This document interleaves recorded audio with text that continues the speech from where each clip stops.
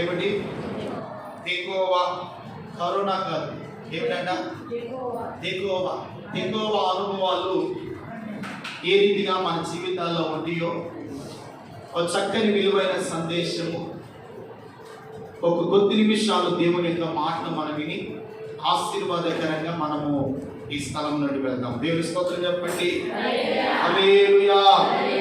తెకోవా అనగా జనసంద్రత. ఏమిటి? తెకోవా అనగా జనసంద్రత.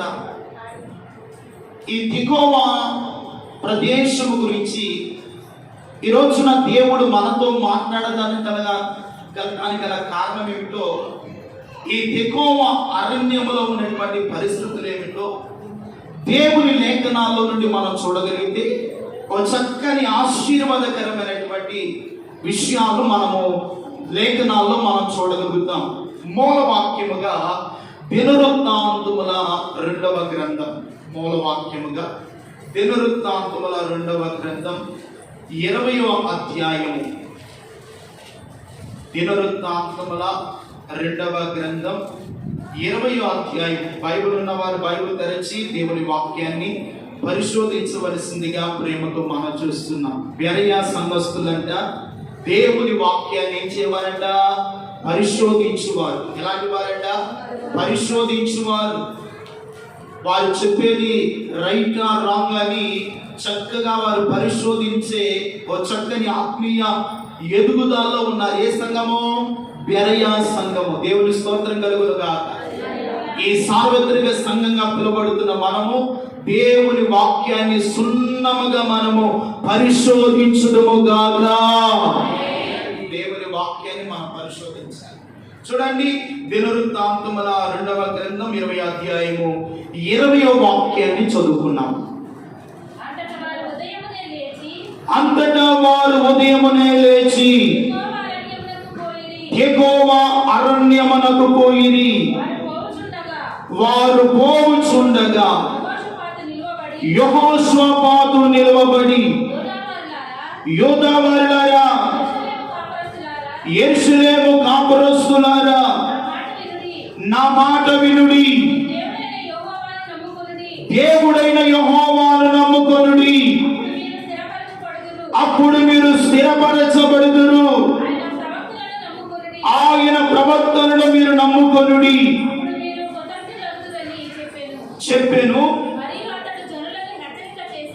మరియు అతడు జనులను హెచ్చరిక చేసిన తరువాత యెహోవాను స్తుతించుటకును గాయకులను ఏర్పరిచిరి. వారు పరిశుద్ధ అలంకారములు ధరించి సైన్యము ముందర నడుచుచు యెహోవా కృప నిరంతరముండును అని నియమించారు. దేవుని స్తోత్రం కలుగునుగాక. చిన్న ప్రార్థన చేసుకుందాం. మహాపరిశుద్ధుడైన తండ్రి, ఈ దినమున నీ బిడ్డలు నీ మందిరానికి వచ్చారు. ఈరోజు కొత్త ఆత్మీయ అనుభవాలతో మీరు మాతో మాట్లాడండి. నీ మాటలు వినగలిగిన చెవిని, గ్రహించగలిగిన ఆత్మను మాలో ప్రతి వారికి ప్రసాదించి నీ వాక్యాన్ని విని విడిచిపెట్టే వారంగా ఉండక, నీ వాక్యాన్ని విని దాని ప్రకారంగా నడిచే వారంగా బోధిస్తున్న నన్నును, నీ వాక్యాన్ని వింటున్న నీ బిడ్డలను ప్రతి వారిని మీ రాకడ కొరకు సిద్ధపరచమని యేసు నామమున ప్రార్థన చేస్తున్నాము తండ్రి. ఆమేన్. హల్లెలూయా. కొద్ది నిమిషాలు దేవుని వాక్యాన్ని మనం విన్నాం. తెకోవా ఏమిటంట? తెకోవా అనగా జన సంద్రత. ఈ తెకోవా అనబడుతున్నటువంటి ప్రదేశాన్ని గురించి, ఈ తెకోవా అనే ఆత్మీయ అనుభవాలతో ఈ రోజున మనము ప్రయాణము చేయగలిగితే అందులో దాగి ఉన్నటువంటి ఆశీర్వాదం ఏమిటో, అందులో ఉన్నటువంటి ఒక శ్రేష్టమైనటువంటి ఒక దీవెనకరమైనటువంటి కృప ఏమిటో ఈ రోజున మనం గ్రహించగలుగుతాం. దానికంటే ముందుగా 18వ వచనాన్ని చదవండి. అప్పుడు యెహోషాపాతు సాష్టాంగ నమస్కారము చేసెను. యూదా వారును యెరూషలేము కాపురస్తులను యెహోవా సన్నిధిని సాగిలపడి నమస్కరించిరి. కహాతీయుల సంతతి వారును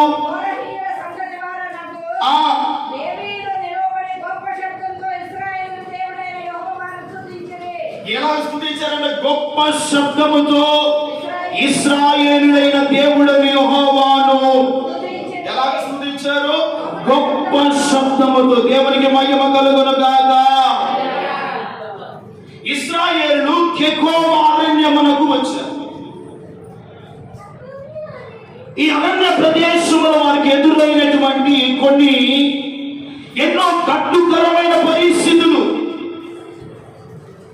శత్రువు వారిని ఆవరించినటువంటి పరిస్థితి. ఆ సమయంలో ఈ తెకోవ అరణ్యములో ఉన్నటువంటి ఇశ్రాయేలు ప్రజలను యెహోషాపాతు రాజును కహాతీయులను కోరాహీయులను ఇశ్రాయేలు వారందరూ శత్రుపై జయము పొందడానికి ఏం చేశారంటే గొప్ప శబ్దముతో భూమి ప్రతిధ్వనించినట్లుగా యెహోవాను ఏం చేశారంట? స్తుతించారు. ఏం చేశారు? యెహోవాను స్తుతించారు. ఈ రోజున మనం ఎందుకు వచ్చామో దేవుని స్తుతించడానికి. మన దేవుడు స్తుతికి పాత్రుడు, ఆరాధనకు యోగ్యుడు. నిత్యము స్తుతుల సింహాసనముపై మన దేవుడు ఆరాధింపబడుతున్న దేవుడు. హల్లెలూయా. ఆ దేవుని గొప్ప శబ్దముతో వారంట స్తుతించడానికి యెహోషాపాతు ఏం చేశాడంటే ఉదయమునే లేచి, ఎప్పుడు లేచాడు? ఉదయమునే లేచి తెకోవ అరణ్యమునకు పోయిరి.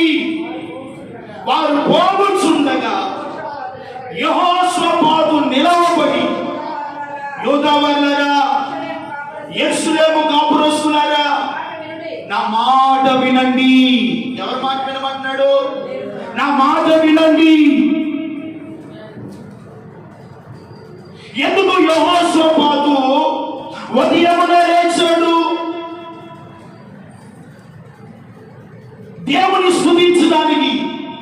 శత్రుపై జయము పొందాలి అంటే, ఆపద నుండి విడిపించబడాలి అంటే, నీ బలహీనతలపై జయము పొందాలి అంటే ఎప్పుడు లేవాలి? నీవు ఉదయాన్నే లేవాలి. ఉదయాన్నే లేసే అనుభవాలు మనలో ఉన్నాయా? ఉదయాన్నే లేచి ప్రార్థించే స్థితి మనలో కనబడుతుందా? యేసు ప్రభువు ఇంకనూ చీకటితో ఉండగానే ఆయన అరణ్య ప్రదేశమునకు వెళ్ళి ఒలీవ కొండకు వెళ్ళి ఏం చేయవాడంట? ఏం చేయవాడు? ప్రార్థన చేయవాడు. మోకాలుని ఆయన ప్రార్థించే అనుభవాలు కలిగిన దేవుడు మన యేసు ప్రభువు. అదే ఆయన ఇంకనూ చీకటి ఉండగానే ఏం చేశాడంట? లేచి పెద్దల కాడనే ఒలీవ కొండకు వెళ్ళి ఏం చేయవాడంట? మోకాలుని ప్రార్థిస్తున్నాడు. ఉదయాన్నే లేస్తున్నావా? ఉదయాన్నే లేచేవారంటే మీరు 11 గంటలకు దేవుని సన్నిధికి వచ్చేవారు కాదు. ఉదయాన్నే లేచేవాడు ప్రార్థనతోనూ వాక్యముతో తాను సిద్ధపరచుకొని, కుటుంబాన్ని సిద్ధపరచుకొని ఎక్కడికి వస్తాడు?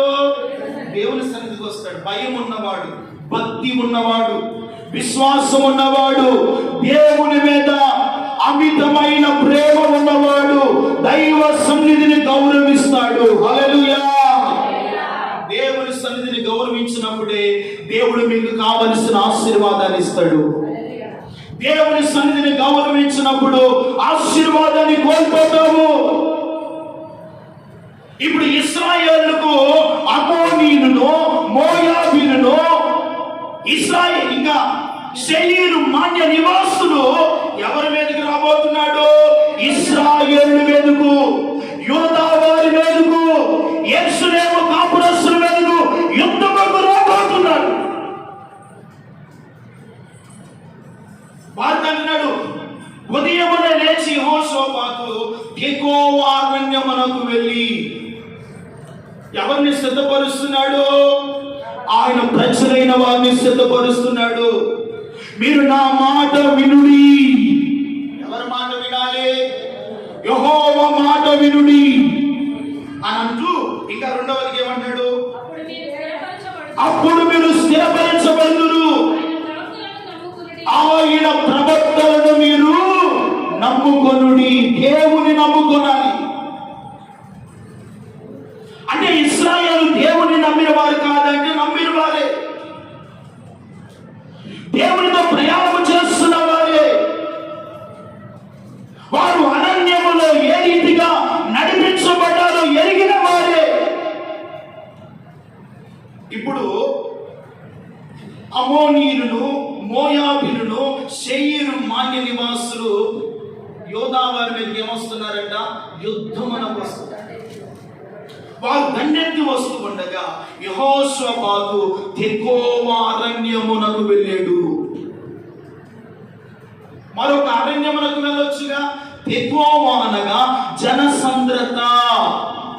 ఏమిటంట? తెకోవా అనగా జనసంద్రత. ఈ తెకోవా అరణ్యములో ప్రజలు విస్తారంగా ఉంటారు. ఈ తెకోవా అనగా జనసంద్రత కలిగినటువంటి ప్రదేశములో ఒక ఆశీర్వాదము ఉన్నది. ఇంకా మీరు వాక్యపు వెలుగులోనికి వెళ్ళి చూడాలంటే ఆమోస్ గ్రంథము 1వ అధ్యాయము 1వ వచనాన్ని చదువుకుంటే,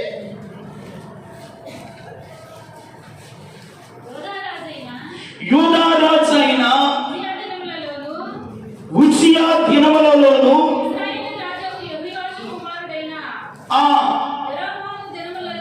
యెరొబాము దినములలో భూకంపము కలుగుకు మునుపు 2 సంవత్సరముల ముందు ఇశ్రాయేలుల గురించి తెకోవాలోని పశువుల కాపరులలో ఆమోసునకు కనబడిన దర్శనము. ఎవరి గురించి? తెకోవా అనబడుతున్నటువంటి ఆ జనసంద్రత కలిగినటువంటి ఆ ప్రజలను గురించి యెరొబాము దినములలో భూకంపము కలగక మునుపు సర్వశక్తి కలిగిన దేవుడు ఈ తెకోవాలో ఉన్న జనసంద్రత కలిగిన ప్రజల గురించి ఆమోసునకు కలిగిన దర్శనము. ఆమోసు అనగా భారము భరించువాడు. ఏమిటి? ఆమోసు అనగా భారము భరించువాడు. ఈ ఆమోసు వృత్తి ఏమిటంటే పశువుల కాపరి. ఏ కాపరంట? పశువుల కాపరి. ఈ తెకోవా అరణ్యములో అతడు పశువులను కాస్తూ ఉన్నాడు. ఈ పశువుల కాపరికి కలిగిన దేవుని దర్శనము. ఎవరి దర్శనం కలిగిందంట? దేవుని దర్శనము.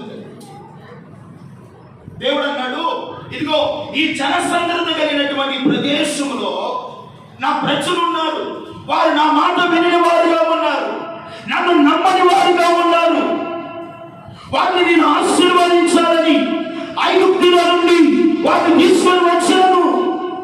కానీ వీరు నా మాట వినిన వారుగా ఉన్నారు. వారి గురించినటువంటి వార్తను నేను నీకు తెలియజేస్తాను. నీవు వెళ్ళి వారికి ప్రకటింపమని ఎవరిని పంపిస్తున్నాడంటే పశువుల కాపరిని పంపిస్తా ఉన్నాడు. పశువుల కాపరి చదువుకుంటాడండి? చదువు లేనివాడు, పామరుడు. చదువు లేకపోతే వారి తల్లిదండ్రులు ఏం చేస్తారంటే ఈ పశువులైన కాయలని ఆ పశువునిచ్చి అరణ్యానికి పంపించారు. ఈ పశువుల కాపురి ఇంకా ఇతని వృత్తి ఏమిటంటే మేడు చెట్టు ఉంది కదా, మేడు పళ్ళు ఏడుకొని వాటిని పొడి చేసుకొని వాటిని ఏం చేయవారంట? అమ్ముకునేవారు. ఎటువంటి వారంట? ఈ మేడు చెట్టు కింద ఈ మేడు పళ్ళు పోసుకొని వారి వృత్తి ఏమిటంటే ఈ మేడు పళ్ళుతో వారు ఆ పొడిని చేసుకొని ఆ వారి జీవనాన్ని ఆ రీతిగా వారు కొనసాగిస్తున్నటువంటి ఈ ఆమోసుకు దేవుడు కలిగించినటువంటి దర్శనాన్ని బట్టి అతడు వెళ్ళి దేవుని యొక్క వాక్యాన్ని ప్రకటిస్తూ ఉండగా ఈ యెరోబాము అమచ్యా అనువాడు, ఇదిగో ఇక్కడ నువ్వు ప్రకటించనక్కరలేదు, ఇక్కడ నువ్వు బస చేయనక్కరలేదు, ఇక్కడ మా దేవుడైన యెహోవా గురించి నీవు చెప్పనక్కరలేదు, మరొక ప్రదేశానికి వెళ్ళి నువ్వు చెప్పుకోపో అంటున్నారు. ఇప్పుడు పశువుల కాపరి అయినా దేవుని సేవకుడైనా మరొకరైనా ఎవరు చెప్పింది చేయాలి? దేవుడు చెప్పింది మనము చేయాలి. దేవుడు చెప్పింది చేస్తున్నప్పుడే ఆ ప్రాంతము మార్చబడుతుంది. ఆ ప్రజలు తమ క్రియలను దిద్దుకోగలుగుతారు, వారి స్వభావాలు మార్చుకోగలుగుతారు. అందుకనే ఆమోసు వెళ్ళి ప్రకటిస్తూ ఉండగా ఆమోసు ప్రకటింపకూడదని వారు అడ్డగించినటువంటి పరిస్థితులు మనం ఆమోసు గ్రంథంలో చూస్తాం. ఒక్క మాట మనం చూస్తే చూడండి ప్రియమైన వారలారా, ఆమోసు ఎటువంటి వాడు, ఆమోసు జీవితంలో ఎటువంటి పరిస్థితులు కలిగిన వాడు 7వ అధ్యాయము 14వ వాక్యాన్ని చదువుకుంటే, నేను ప్రవక్తనైనను కాను, నేను ప్రవక్త యొక్క శిష్యుడైనను కాను, పశువుల కాపరినై ఉండి వేడి పళ్ళు వేడుకొని వాడను, నేను మందను కాచుకొనుచుండగా యెహోవా నన్ను పిలిచెను, పోయి నా జనుడైన ఇశ్రాయేలుకి ఏం చెప్పమన్నాడు?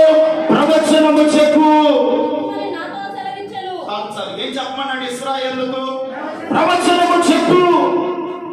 వారి జీవితాలు మార్చుకోమని, వారు నా మీద నమ్మకం ఉంచుమని, వారు నా మాటలు వినువారి వల్ల ఉండుమని, ఇదిగో నేను చెప్పిన మాటలు వారికి ప్రవచన రూపముగా చెప్పమని ఆమోసును దేవుడు పిలిచి ఆత్మతో నింపి దర్శించి ఇశ్రాయేలు మధ్యలోనికి పంపించాడు. దేవుని స్తోత్రం చెప్పండి. హల్లెలూయా.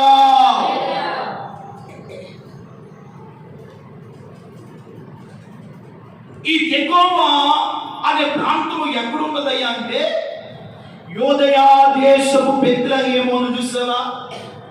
యేసు ప్రభువారు చనిపోయినప్పుడు యోదయా దేశపు బెత్లెహేములోనే యేసు ప్రభువారు పుట్టాడు, జన్మించాడు.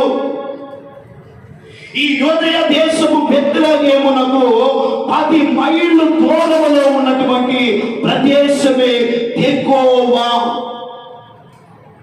ఎంత మైళ్ళు దూరంలోనంట? 10 మైళ్ళు దూరంలో ఉన్న ప్రదేశమే ఈ తెకోవా. తెకోవా అనగా జనసంద్రత. ఈ జనసంద్రత కలిగినటువంటి ప్రదేశంలోనికి ఇప్పుడు ఎవరు వచ్చారంటే ఇశ్రాయేలులు, యోధావారులు, యెహోషాపాతు. వారు ఎక్కడికి వచ్చారు? తెకోవా అరణ్యమునకు వచ్చారు. ఈ తెకోవా అరణ్యములో శత్రువులు ఆవరించి ఉండగా, శత్రువులను ముట్టడించి ఉండగా యెహోషాపాతు ఉదయాన్నే లేచి యెహోవా సన్నిధిలో యోధా వారిని, ఇశ్రాయేలు కాపురస్తులందరినీ సిద్ధపరిచి, మీరు నా మాటలు మీరు వినండి, నన్ను నమ్ముకోనండి, దేవుని నమ్మండి. ఈ రోజున దేవుని మందిరానికి వచ్చావు. ఎన్నో దినాలుగా దేవుని వాక్యాన్ని వింటున్నావు. దేవుని నమ్ముతున్నావా? దేవుని కార్యాలు ఆస్వాదిస్తున్నావా? దేవుని మీద ఆదుకోగలుగుతున్నావా? దేవుని మీద ఆధారపడగలుగుతున్నావా? ఇప్పుడు యోధా వారు ఇశ్రాయేలు కాపురస్తులు ఇదిగో యెహోషాపాతు రాజు మాటను విని వారు ఏం చేస్తారంటే ప్రియమైన వాళ్ళరా యెహోవా యందు నమ్మకం ఉంచారు. దేవుని స్తోత్రం చెప్పండి. ఈ రోజున పరిశుద్ధాత్మ దేవుడు సంఘం అనబడుతున్న మనతో మాట్లాడుతుండగా మీరు నిశ్చయముగా దేవుని యందు నమ్మకం ఉంచితే ఆ తెకోవా అరణ్యమందు యోధా వారి ఎదుట, ఇశ్రాయేలు కాపురస్తులు ఎదుట అమ్మోనీయులు, మోయాబీయులు, శేయీరు మాన్య నివాసులు, మాటుగాళ్ళందరూ ఇశ్రాయేలు చేతిలో హతులైనట్లుగా నీ కుటుంబంలో ఏ శత్రువు ఉన్నాడో, ఏ బలహీనత ఉందో, ఏ పరిస్థితులు ఉన్నాయో, ఏ రోగం ఉన్నదో, ఏ ఆర్థిక సమస్యలు ఉన్నాయో మీరు ప్రార్థన చేసి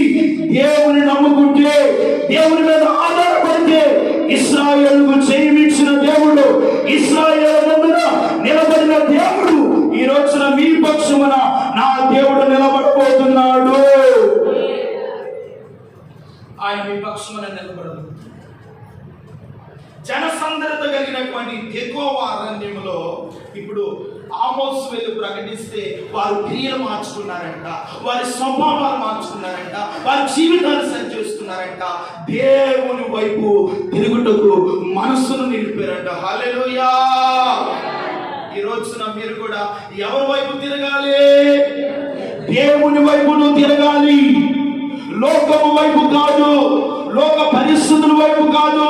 నీవు తిరగవలసింది నీ కొరకు ప్రాణం పెట్టిన యేసయ్య వైపు నువ్వు తిరగగలిగితే, ఆయన వైపు నువ్వు చూడగలిగితే, ఆయన యందు నమ్మకం ఉంచగలిగితే, నీ జీవితంలో ఈ రోజున దేవుడు అద్భుతము చేయునుగాక. ఒక అద్భుతము చేస్తాడు, ఒక ఆశ్చర్య కార్యాలు చేస్తాడు. నీ జీవితంలో ఏది లేకపోయినా, ఏది కావాలని ఆశిస్తున్నావో, ఏది దేవుని యొక్క నువ్వు పొందుకోవాలని ఆరాధపడుతున్నావో అగ్ని దేవుడు ఏం చేస్తాడు? అనుగ్రహిస్తాడు. దేవుని స్తోత్రం చెప్పండి. హల్లెలూయా. ఆమోస్ గ్రంథము 3వ అధ్యాయము 9వ వాక్యాన్ని చదువు. 9వ అధ్యాయం 3వ వాక్యాన్ని చదువుకుంటే, వారు కర్మేలు పర్వత శిఖరమున దాగినను, ఇదిగో వాటి ఎక్కడ దాగినను నేను వెదకి పట్టి నా కనులకు కనబడకుండా వారు సముద్రములో మునిగినను, అక్కడ నేను దేనికిస్తాను ఆజ్ఞ? ఒకవేళ ఇశ్రాయేలు ఆమోసు చెప్పిన మాటలు వినకపోతే, ఆయన మాటలు లోబడకపోతే వారు సముద్రములో మునిగినను, వారు మరొక ప్రదేశములో దాముకొనినను. సముద్రంలో దేనికి నేను ఆజ్ఞాపిస్తానన్నాడు? సర్పమునకు నేను ఆజ్ఞాపిస్తాను. సర్పము నేను ఏం చేస్తుంది? కరుస్తుంది. అందుకనే ఇశ్రాయేలు వారారా, మీరు ఎక్కడ దాగికొనినాను, ఎక్కడ సంచరించినాను, ఒకవేళ సముద్రములో మునిగినాను, మిమ్మల్ని పట్టుకున్నటకు నేను దేనికి ఆజ్ఞాపించాను? సర్పమునకు. ప్రకటన గ్రంథంలో గడ్డ సర్పమున్నది. ఆ సర్పము దేవుని రాకడ దినములలో ప్రభుని నమ్మని వారిని అది కలుస్తుంది. ఎవరిని నమ్మని వారిని? దేవుని నమ్మని వారిని, దేవుని విశ్వసించని వారిని, దేవుని మీద ఆనుకోని వారిని ఆ ఘట సర్పము వారిని కాటు వేస్తారు. వారు ఎక్కడ దాగుకున్నారో ఆ సర్పము కాటుకు వారు మరణించవలసిందే. అందుకనే ఈ తెకోవాలో, ఈ జనసందర్భ కలిగినటువంటి ప్రదేశంలో ఆమోసుతో దేవుడు మాట్లాడాడు. ఆమోసు దర్శనమిచ్చాడు. నా ప్రజలతో చెప్పు, వారి క్రియలను మార్చుకొని, వారి జీవితాలు సరి చేసుకొని నా వైపు తిరగమని చెప్పు. హల్లెలూయా. దేవుని వైపు తిరిగితేనే ఆశీర్వాదం అండి. మరి లోకం వైపు, లోక ఆచారముల వైపు, లోక పద్ధతుల వైపు చూస్తే ఏ ఆశీర్వాదము నీకు దొరకదు. నీకు ఆశీర్వాదము కావాలి అన్నా, నీవు దీవింపబడాలి అన్నా, నీ పని ఆశీర్వాదకరంగా ఉండాలి అన్నా, నువ్వు చేసే చిన్న ఉద్యోగమైనా, చిన్న వ్యాపారమైనా, నీ చేతి కష్టానితము అది చిన్నదే అయినా దేవుని వైపు మీరు తిరగగలిగితే, ఇప్పుడు ఆమోసు మేడు పళ్ళు ఏరుకొనువాడు. ఇప్పుడు దేవుడు ఆమోసును ఆశీర్వదించాడు. దేవునికి స్తోత్రం చెప్పండి. ఒక పశువుల కాపరిని దేవుడు దీవించాడు. దేవుడు కానీ ఒక వ్యక్తితో మాట్లాడితే ఆ వ్యక్తి జీవితము ఎలా అవుతుందంటే దీన స్థితిలో నుండి సంపన్న స్థితిలోనికి వెళ్తాడు. హల్లెలూయా. ఏ స్థితిలో నుండి? దీన స్థితిలో నుండి సంపన్న స్థితిలోనికి. హల్లెలూయా. అందుకని దీన స్థితి అందునా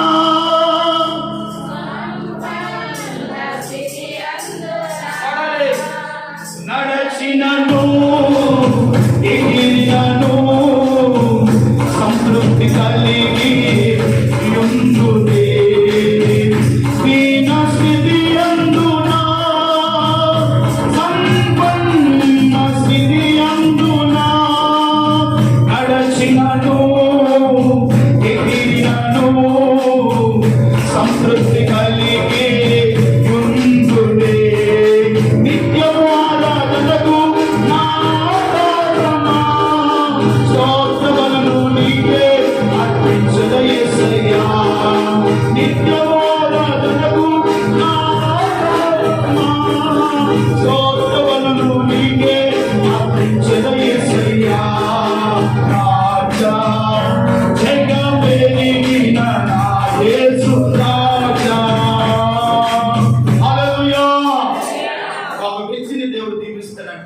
దీన స్థితిలో నుండి ఏ స్థితిలో నుండి వస్తాడు? సంపన్న స్థితి. నువ్వు పడినను కృంగినను ఆయన నిన్ను సంతృప్తితో నీ హృదయాన్ని నింపే దేవుడు, ఒక ఆశీర్వాదముతో నింపే దేవుడు, ఒక శ్రేయస్కరమైన మేలు ఇచ్చే దేవుడు అని. అందుకనే ఆమోసు అంటున్నాడు, మీరు ఎక్కడ దాగికున్నాను, సముద్రంలో మునిగినాను అక్కడికి దేవుడు వస్తాడు. అందుకనే నా వైపు మీరు తిరగండి, నా మాటలు మీరు ఆలకించండి, నా యందు విశ్వాసం ఉంచండి. నా మీద మీరు ఆధారపడగలిగితే, మీరు నా మీద ఆనుకున్నారు కనుక, మీరు నా మీద ఆధారపడ్డాడు కనుక మీ దీన స్థితిని నేను ఆశీర్వదింపబోతున్నాను. మీ దీన స్థితిని నేను ఆశీర్వదింపబోతున్నాను, దీవింపబోతున్నాను. నీ స్థితి ఈ రోజున కొంచెముగా ఉన్నాను, తుదకు మహాభివృద్ధి కలుగ చేయబోతున్నాను. కనుకున్నప్పుడు వల్ల ఈ తెకోవ అరణ్యములో ఇశ్రాయేలులంతా యెహోవాను నమ్ముకోనండి, ఆయన ప్రవర్తన నమ్ముకోనండి, అప్పుడు మీరు కృతజ్ఞులై ఉంటారు. నేను మిమ్మల్ని స్తుతింపజేస్తాను, మీ జీవితంలో గొప్ప కార్యాలు చేస్తాను, మీరు నన్ను నమ్ముకోనండి. దేవుని స్తోత్రం కలుగును గాక. దేవుని నమ్ముకున్నవాడు పాడైపోతాడండి. దేవుని నమ్ముకున్నవాడు ఎన్నడూ పాడైపోడు. దేవుని కాకుండా మనుషులు నమ్ముకున్నావా నువ్వు పాడైపోతావు. లోకాన్ని నమ్ముకున్నావా పాడైపోతావు. కులాన్ని నమ్ముకున్నావా పాడైపోతావు. డబ్బును నమ్ముకున్నావా అది నిన్ను నాశనంలో తీసుకొని వెళ్తుంది. నీవు నేను నమ్మవలసింది సిలువ వేయబడిన యేసయ్యను నమ్ముదుముగాక. ఆయన నమ్మాలి, ఆయన విశ్వాసం వచ్చాలి. అప్పుడు మీ జీవితంలో గొప్ప కార్యాలు ప్రభువు చేస్తాడు. అందుకనే ఒక్క మాట చదవని ఇర్మియా గ్రంథము 6వ అధ్యాయము 1వ వాక్యాన్ని చదువుకుంటే, బెన్యామీను వారులారా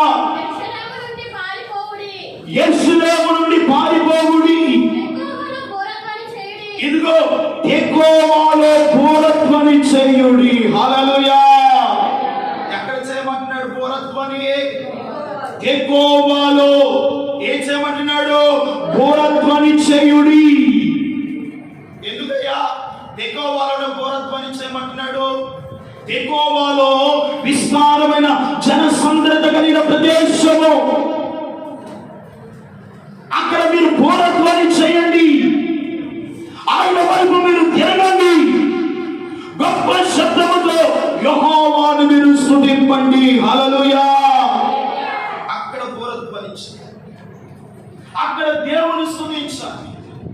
అక్కడ ఉన్నటువంటి ఒక శ్రేష్టమైన ఆశీర్వాదము మీరు అనుభవిస్తారు. మీరు మాత్రమే కాదు, మీరును మీ సంతతి, మీ బిడ్డలను, కహాతీయులను, కోరాకీయులను, ఇశ్రాయేలు వారును ఒక గొప్ప ఆశీర్వాదాన్ని మీరు పొందుకోబోతున్నారు కనుక, ఇదిగో బెన్యామీను వారులారా చదవండి, యెరూషలేము నుండి పారిపోవుడి, యెహోవాలో బూరధ్వని చేయుడి. మన దేవుడు అంటే ఆయన స్తుతింపబడుతున్నటువంటి దేవుడు. తంబూర సితారతో బూరధ్వని చేస్తున్నప్పుడు ఆనాడు ఇశ్రాయేలుకు దేవుడు గొప్ప విజయమునిచ్చాడు. హల్లెలూయా. నీ జీవితంలో కూడా ఏ ఓటమి ఉందో, ఏ శ్రమ ఉందో, ఏ బాధలు ఉన్నాయో, ఏ కష్టం ఉందో, ఏ బలహీనత ఉండదో, తెకోవాలే జనసంద్రత కలిగినటువంటి ఆయన సన్నిధిలో మీరు దేవుని బూరధ్వనితో స్తుతించండి. మీ స్థితి, మీ గతి, మీ పరిస్థితులన్నీ నా దేవుడే మార్చునుగాక. ఆయన మార్చివేస్తాడు. మన స్థితిగతులను ప్రభు మార్చివేస్తాడు. మన కుటుంబాన్ని ప్రభు ఆశీర్వదిస్తాడు. మన బిడ్డలను దేవుడు విజయోత్సాహముతో ఊరేగిస్తూ నడిపిస్తాడు. చప్పట్లు కొట్టండి. ఆయన మన జీవితాల్లో గొప్ప కార్యాలు చేసే దేవుడు. ఎటువంటి వాడంటే మన దేవుడు గొప్ప కార్యాలు చేసే దేవుడు. అందుకనే యెహోషాపాతు అన్నాడు, ఆయనను మీరు నమ్ముకొనండి, అప్పుడు మీరు స్థిరపరచబడతారు. అన్ని విషయాల్లో ఇదిగో క్రైస్తవులమైన ఆయన సంఘముగా, సార్వత్రిక సంఘంగా పిలువబడుతున్న మనము ఈ రాకడ దినాలు అన్ని విషయాలు ఆత్మీయముగా, భౌతికముగా, అన్ని రంగాలలో మీరు స్థిరపరచబడుదురుగాక. అన్ని రంగాల్లో మీరు స్థిరపరచబడాలి, అన్ని విషయాల్లో దీవింపబడాలి, అన్ని విషయాల్లో ఆత్మీయ కోణములో మీరు ఉన్నతమైన దేవుని సన్నిధిలో ఎదగాలి. దేవుని స్తోత్రం చెప్పండి. ఆత్మీయంగా మీరు ఎదగాలి, భౌతికంగా ఎదగాలి, పర సంబంధంగా మీరు ఎదగాలి. అందుకనే యెహోవాలో పూరత్వాన్ని మీరు చేయుడి, ఆయన స్తుతించుడి, ఆయన ఆర్భాటించుడి, ఆయన కార్యాలు మీరు అనుభవించండి. కాబట్టి ప్రియమైన వారలారా, మనం ఆయన మాట వినినప్పుడు మనకు వచ్చే దీవెన, మనం అనుభవించే ఆశీర్వాదాలు చాలా ఉన్నతమైనవి. ఇంకా వారి పూర్వత్వాన్ని దేవుని స్తుతిస్తూ ఆయన ఆరాధిస్తున్నప్పుడు వారి జీవితంలో జరిగినటువంటి ఒక అద్భుతమైన కార్యం ఏమిటంటే, ఇర్మియా గ్రంథము 50 అధ్యాయం 19 వచ్చినట్టు చూస్తే, 50 అధ్యాయం 19 వచ్చింది. ఇశ్రాయేలు వారిని వారి మేత స్థలములకు తిరిగి రప్పించుదను, వారు కర్మేలు మీదను బాషాను మీదను మేయుదురు, అమ్మా ఎఫ్రాయిము కొండల మీదను గిల్గాలులో మేయుచు సంతృష్టి నొందును. దేవునికి మహిమ కలుగును గాక. ఎలా ఉంటారన్న వారు సంతృష్టి నొందుదురు, వారు తృప్తిగా ఉంటారు, వారు ఆశీర్వాదకరంగా ఉంటారు. ఆయన్ని స్తుతించినప్పుడు, ఆయన్ని నమ్మినప్పుడు, ఆయన మాటను వినినప్పుడు నీవు ఎలాగుంటావంటే ఏమంటాడు, సంసృష్టి నొందెదరు. మనకి నత్తిలేండి, ఒప్పుకోవాల్సిందే. అది ఎన్ని చెప్పాల్సిందా, ఎన్ని చేయాల్సిందా, దేవుని ఎదుట మనం ఒప్పుకున్నప్పుడే దేవుడు దీవిస్తాడు. దేవుని స్తోత్రం చెప్పండి. హల్లెలూయా. ఏం నొందిస్తాడంట? సంతుష్టి. ఆయన నొందిస్తాడు. ఎక్కడ వేస్తాడంట? బాషానులోను, ఎఫ్రాయిములోను, గిలాదులోను మేయించు. హల్లెలూయా. ఏమి మేస్తారు? గడ్డిని మేస్తారంటారా? కాదు, వాక్యాన్ని మీరు మేస్తూ ఉన్నప్పుడు మీరు ఈ వాక్యము మిమ్మల్ని సంతృష్టి పదములోనికి నడిపిస్తుంది. హల్లెలూయా. సమృద్ధి మార్గంలోకి నడిపిస్తుంది. ఆశీర్వాదకరమైన మార్గాల నిన్ను దేవుని వాక్యము నడిపించబోతుంది. ఏది నిన్ను నడిపించేది? దేవుని వాక్యము. అందుకని వారంట ఎఫ్రాయిము మధ్యమ మీదను బాషానులో వారు గిల్గాల్లో మేస్తూ ఉన్నారు. వారు ఏ మేత అంట? కర్మేలు మేత. దేవుని వాక్యము మేతతో పోల్చబడింది. దేవుని వాక్యం అనే మేత మీరు ఎంతగా పుష్టిగా, ఎంతగా హృదయంలో నింపుకొని వాక్యాన్ని భుజిస్తూ, వాక్యానుసారంగా జీవిస్తూ దేవునితో మీరు కలిసి అడుగులు వేస్తూ ఉంటే మీ ఆత్మీయ స్థితి సంతృష్టి నొందుతూ అనేకులకు ఆశీర్వాదకరంగా మీరు మార్చబోతున్నారు. ఎలాగ మార్చబడతారు? అనేకులకు ఒక ఆశీర్వాదకరంగా, అనేకులకు ఒక దీవెనకరంగా మీరు మార్చబడతారు. ఒకవేళ అలాగు కానీ మీరు మాట వినకపోతే ఏం జరుగుతుందో ఒక మాట చదువుకున్నాం. యెషయా గ్రంథము 33 అధ్యాయము 9వ వాక్యం. దేశము దుఃఖించి క్షీణించుచున్నది, లెబనోను సిగ్గుపడి వాడిపోచున్నది, షారోను ఎడారి ఆయను, బాషానును కర్మేలును. చూడండి ఏమవుతుందంట? బాషానును కర్మేలు చెట్లు ఆకులను ఏం చేస్తుందంట? రాలుచుచున్నది. పచ్చగా ఉన్నటువంటి ఆకులు ఏమవుతున్నాయి? రాలిపోతున్నాయి. ఈ యాసవి కాలంలో ప్రియమైన వల్ల చెట్లుకున్న ఆకులు ఏమైపోతాయి? ఎండిన ఆకులన్నీ రాల్చబడి మళ్ళా ఒక నూతన చిగురు పుట్టుకొస్తుంది. దేవుని స్తోత్రం కలుగును గాక. ఇదిగో ఈ 40 దినాలలో దేవుని వాక్యాన్ని మీరు వింటూ దేవునితో కలిసి అడుగులు వేస్తూ ఒక వాసానులోను కన్నేరులోను మీరు వేస్తూ దేవుని వాక్యాన్ని ఎంతగా మీరు ఆస్వాదిస్తూ ఉంటారో మీ ఆకులు రాల్చకుండా మీ ఆత్మీయత ఒక నూతనమైనటువంటి రూపాంతరములో మీ ఆత్మీయ ఎదుగుదల చిగురించునుగాక. మీరు చిగురిస్తారు, మీరు పుష్పిస్తారు, ఆశీర్వాదకరంగా ఉంటారు, దీవెనకరంగా ఉంటారు. అందుకని షారోను అరణ్యం ఏమవుతుంది? ఎడారి అవుతుంది. తర్వాత మాట బాషానును కర్మేలును ఆకులు ఏమైపోతుంది అంట. అక్కడ ఏమంటాడు? కర్మేలులోను బాషాను మీద మీరు వేయించు ఎలా ఉంటాడు? సంతృష్టిగా ఉంటారు. మీరు వాక్యాన్ని మేయకపోతే, వాక్యాన్ని వినకపోతే, వాక్యాన్ని హృదయంలో తీసుకోకపోతే బాషాను కర్మేలు ఏమి రుచుచున్నాయి? ఆకులు రాసు. షారోను ఎడారి అవుతుంది. మీ జీవితాలు ఎండిన ఎడారిగా మార్చబడకూడదు. నూతన పరచబడిన ఏ పేరు మనముగా మార్చబడాలి. చప్పట్లు కొట్టండి. ఈ షారోను ఎండిన ఎడారిగా మార్చబడకూడదు. ఎలా ఉందంటే ఏ పేరు వలె మీరు మార్చబడాలి. ఏ దేవునిలో ఆహారం ఉన్నది, ఏ దేవునిలో పరలోక మహిమ ఉన్నది, ఏ దేవునిలో దేవుని యొక్క సన్నిధి నిలిచి వస్తుంది. హల్లెలూయా. ఆశీర్వాదాన్ని మీరు పొందాలి, ఆ దీవెన మీరు అనుభవించాలి. అందుకని తెకోవా అరణ్యములో ఇశ్రాయేలు ప్రజలతో అన్నాడు, మీరు వేకువనే లేవండి, నా మాట వినండి, నన్ను నమ్ముకొనండి, ఆయన ప్రవర్తన నమ్మి మీరు దేవుని ఎడల కృతజ్ఞులై ఉండండి. హల్లెలూయా. అప్పుడు మీరు స్థిరపరచబడతారు. అప్పుడు మీరేమవుతారంట? స్థిరపరచబడతారు. అన్ని విషయాల్లో దేవుడే మిమ్మల్ని స్థిరపరచును గాక. అన్ని విషయాల్లో ప్రభువే మిమ్మల్ని ఆశీర్వదించును గాక. అన్ని విషయాల్లో మన బిడ్డలను దేవుడు తలగా ఉంచును గాక. దేవుడు చేస్తాడండి. ఆయన మాటలు నమ్మినప్పుడే మనం దీవించబడతాం. ఆయన మాటలు అవలంబించినప్పుడే ఆయనలో ఉన్న ప్రతి ఆశీర్వాదం నువ్వు అనుభవిస్తావు. మన జీవితము షారోను అరణ్యముగా మార్చబడదు.